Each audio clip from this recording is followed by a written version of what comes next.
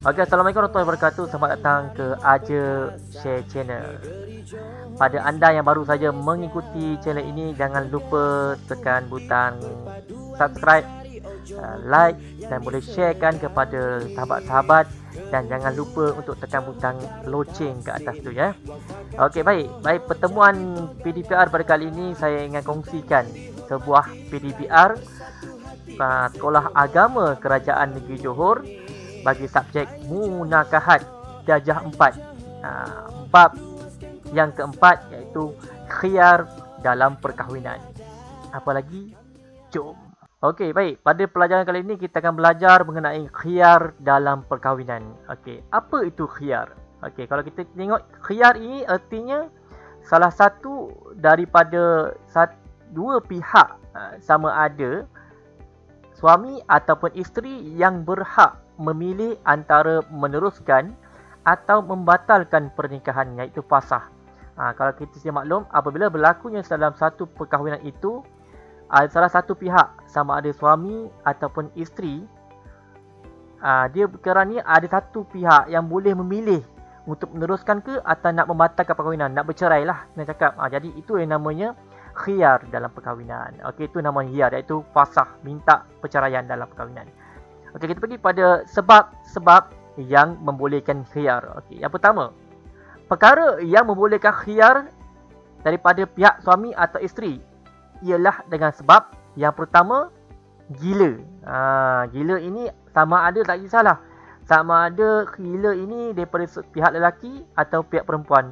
Contohnya, tiba-tiba suami ni gila. Pagi dia elok, tiba-tiba dia gila. Tak masa pukul orang, ataupun tiba-tiba keluar rumah pergi jalan-jalan, tepi jalan, ataupun buat perkara-perkara yang menyerupai perkara gila lah.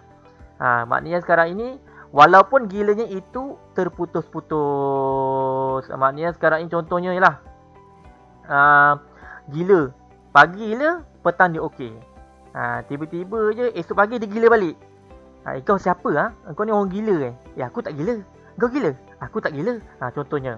Itu juga dikira sebagai gila. Tetapi kena ingat, jika sedikit gila, seperti sehari dalam setahun, tidaklah dibolehkan dikhiyar. Maknanya contoh sekarang ni, suami dia ada penyakit gila, tapi dalam setahun tu sekali je dia gila. Tiba-tiba je dia gila, lepas tu dia elok terus, tak ada masalah. Maknanya dia gila sekejap je, itu time tu sekali dia gila. Itu dalam kes itu pasangan tidak boleh meminta khiyar. Okey, iaitu yang pertama gila. Okey, yang kedua berpenyakit kusta, penyakit kulit. Ini juga dibolehkan. Contohnya isteri ni ada penyakit kulit ataupun suami ada penyakit kulit. Boleh dibinakan meminta khiyar dalam perkahwinan. Jadi isteri boleh minta cerai di mahkamah kerana penyakit kusta.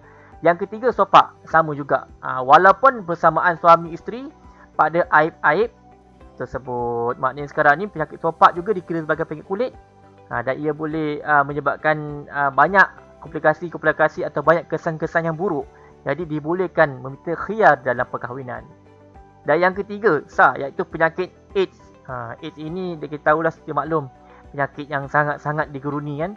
Kalau kita tengok bahawa banyaknya pasangan-pasangan ataupun lelaki dan perempuan yang dijangkiti AIDS ini, benda itu akhirnya akan berakhir dengan kematian. Jadi sekarang ini jika ada yang pasangan ataupun sama ada suami ataupun isteri, boleh minta khiyar, boleh minta fasakh di mahkamah ataupun di pihak-pihak berwajib lah, boleh minta cerai. Sebab apa?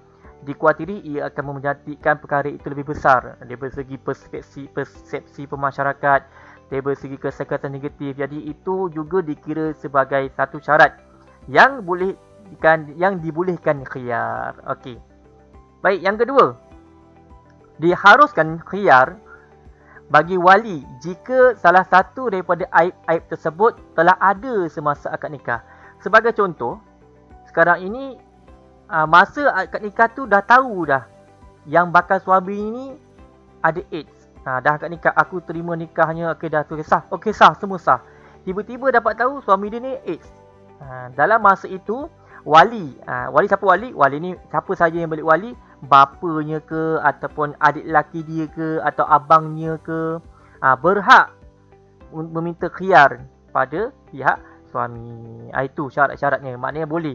Kalau anda kata tiba-tiba baru tahu, oh dia ni ada penyakit kusta masa dah akad nikah. Selagi mana ia berlaku semasa akad nikah, dibolehkan khiyar. Okey, baik. Kita pergi pula kepada sebab suami boleh khiyar. Okey, suami boleh khiyar jika didapati isterinya. Okey, yang pertamanya isterinya radqa, iaitu tersumbat faraj dengan daging. Ini masalah-masalah kelamin lah. Contohnya isteri itu ada masalah pada pada kemaluannya lah. Okey, yang kedua qarnak, iaitu tersumbat faraj dengan tulang. Maknanya di bahagian faraj itu ada bahagian-bahagian tulang yang tidak membolehkan persetubuhan itu berlaku. Suami boleh meminta khiyar, boleh khiyar. Maknanya sebab apa? Suami isterinya tidak boleh memberikan nafkah jabatan kepada dia. Okey, baik. Kita pergi pula kepada sebab isteri boleh khiyar. Okey, isteri berhak khiyar jika suaminya, yang pertama, terpotong zakarnya atau setengah daripada zakarnya, sekiranya tidak tertinggal pada khasyafahnya. Maknanya sekarang ni contohnya zakat suami itu dah sepotong separuh atau sebagainya, itu juga dibolehkan untuk meminta khiyar. Hal ini walaupun dipotong oleh isterinya atau terpotong setelah disetubuhinya, tidak jadi masalah. Jika perkara-perkara tersebut berlaku, maka isteri boleh minta cerai dengan suami, boleh minta fasah, boleh minta khiyar dengan suami. Okey, yang kedua, gunnah, iaitu mati pucuk, lemah daripada melakukan persetubuhan, dengan syarat ia berlaku sebelum persetubuhan.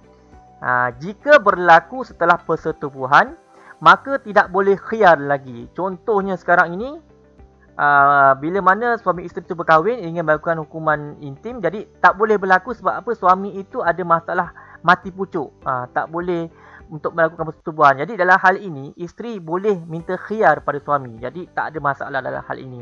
Sebab apa? Islam itu sangat mudah. Okey, kita pergi pula kepada 4.5, iaitu fasah dan kedudukan mahar. Ini penting Okey, jika difasahkan pernikahan kerana aib isteri atau suami, ada dua keadaan. Okey, yang pertama, saya zoom sikit Okey, yang pertama, jika sebelum persetubuhan tidaklah wajib membayar maharnya. Contohnya sekarang ini, jika belum bersetubuh, maka maharnya tak wajib dibayar. Tapi sekarang ini kita bincang kedua. Jika selepas persetubuhan berlakunya hukum khiyar ini, yang pertama apa yang berlaku? Jadi aib itu baru terjadi, maka wajiblah mahar musamma. Okey, mahar musamma dalam bab mahar ini saya akan kupaskan dalam pelajaran yang seterusnya nanti. Okey, jika selepas persetubuhan atau bersertanya dan aib itu adalah menyertai dengan akad atau berlaku di antara akad dan persetubuhan, atau aib yang berlaku berserta persetubuhan, semua keadaan ini wajiblah membayar mahar misil. Maksudnya sekarang ini, contohnya sekarang ini, dia berlaku dah lepas persetubuhan. Jadi sekarang ni kena bayar mahar tersebut. Wajib Okey, yang ketiga. Okey, kesemua perkara di atas hendaklah dirujuk kepada qadi atau mahkamah syariah bagi memutuskan status perkahwinan. Ini penting. Sebab apa? Jangan kita ada kuasa-kuasa yang pihak-pihak yang bertanggungjawab.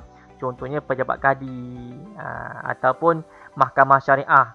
Masukkan mahkamah. Jangan suka-suka buat keputusan sendiri. Jangan suka-suka mengadili diri perkara ini sendiri. Rujuk pada pihak mahkamah. Boleh pergi kepada mahkamah syariah, boleh pergi kepada pejabat kadi untuk merujuk apakah prosedur-prosedur perlu dibicarakan dan sebagainya, bergantung atas kehendak mahkamah ataupun pihak-pihak institusi yang berkaitan. Okey, baik. Itu saja untuk perkongsian pada kali ini. Nampak macam seringkas, tetapi ianya sangat mendalam. Diharap murid-murid dapat membaca, dapat meneliti, dapat mengkaji, dapat mengetahui apakah khiyar-khiyar dalam perkahwinan ini. Jadi itu saja untuk perkongsian pada kali ini. Jangan lupa subscribe, like dan share jika ianya bermanfaat, mudah-mudahan ia menjadi satu kebaikan untuk semua. Assalamualaikum warahmatullahi wabarakatuh.